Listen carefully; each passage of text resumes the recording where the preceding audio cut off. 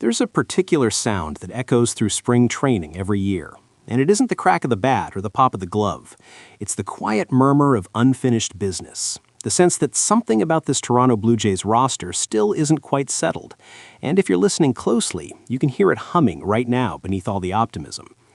I've loved a lot of what this front office has done, truly. The rotation finally feels like a grown-up, buttoned-up operation rather than a hopeful experiment. And while I know some fans are still sighing into their coffee over the idea of Bo Bichette ever leaving town, the arrival of Kazuma Okamoto has brought an entirely different kind of electricity. But every time I scan the bullpen, every single time, I feel that same pause in my chest, that lingering, is that really enough feeling that refuses to go away. Tyler Rogers helps, absolutely. A submarine pitcher is like throwing a riddle at hitters, and riddles have their place. But bullpens are about options, and more specifically, they're about looks. This team has been screaming for another left-handed presence, not a novelty act, but a genuine fire extinguisher who can walk into a burning inning and calm the room. Right now, that burden leans heavily on Brandon Little, and if you watched last season closely, you know how unfair that was. Little was terrific early, genuinely impressive, but baseball has a cruel habit of adjusting faster than young pitchers can reinvent themselves. Once the league stopped chasing, once the book was written, the walks piled up, the stress multiplied, and suddenly one lefty was being asked to solve every left-handed problem on his own. That's not a plan, that's a prayer. And that's where the story takes a turn, because buried beneath injury reports and prospect lists is a name that still makes me lean forward in my chair: Ricky Tiedemann. Say it slowly and you can still hear the echoes of hype, the promise, the belief that this was supposed to be something special. 17 months ago, he vanished from the mound, swallowed by surgeries, setbacks, and the long, lonely silence that only injured pitchers truly understand. What fascinates me about Tiedemann now isn't just the arm, it's the honesty. He's spoken openly about getting caught in the trap young pitchers fall into, piling on muscle, chasing velocity, trying to look like the finished product before their body is ready. There's a self-awareness there that didn't exist when he was gunning everything at full throttle, trying to prove he belonged.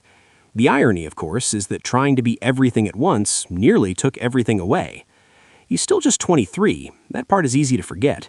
And the tools haven't disappeared. A fastball that once flirted with 98 as a starter doesn't forget how to be loud. And a changeup that earns serious respect doesn't suddenly lose its deception. Add a slider, shorten the workload, and suddenly the bullpen starts whispering his name like a secret it's been keeping.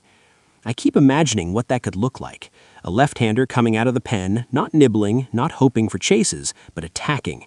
Upper 90s in short bursts, facing the heart of a lineup, maybe even staring down Vladimir Guerrero Jr. in spring training just to see what happens. Control will matter, of course it will, but stuff like that has a way of changing the geometry of a game when it arrives at the right moment. And this is why I love spring training, despite all the jokes. It's where these stories breathe for the first time.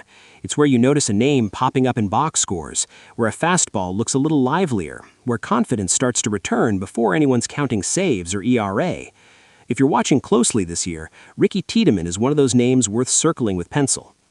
Fangraphs projections suggest modest expectations, innings in the 30s, an ERA that won't set social media on fire, but projections don't account for opportunity. Bullpens always crack, injuries always come, and when they do, a left-handed arm already on the 40-man, already hungry, suddenly feels very relevant. I wouldn't be shocked if his arrival mirrors those surprise call-ups we've seen before, the kind that start quietly and end with fans wondering how the team survived without them. Meanwhile, the noise around Kazuma Okamoto keeps growing, and honestly, I'm enjoying every second of it. The swings look violent in the best way, the confidence unmistakable, the aura impossible to ignore. There's something thrilling about watching a player carry the weight of expectation without flinching, and every clip just adds to the sense that this was a necessary gamble. Not all news is so uplifting, of course. Anthony Santander's shoulder situation is one of those cruel reminders that baseball doesn't care about timing or hope. It's messy, it's frustrating, and it leaves the Blue Jays once again adjusting on the fly. No villains here, just another reminder that depth and adaptability matter more than perfect plans. That's why this bullpen conversation matters so much, and why Tiedemann's journey feels symbolic.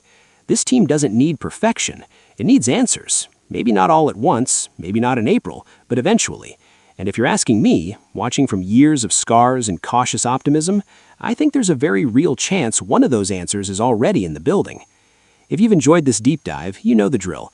Give the video a like, share it with another Jays fan who's nervously eyeing the bullpen, and subscribe to the Blue Jays Report if you want to keep having these conversations all season long. Baseball stories rarely follow the script we expect, but every now and then, they surprise us in exactly the way we need.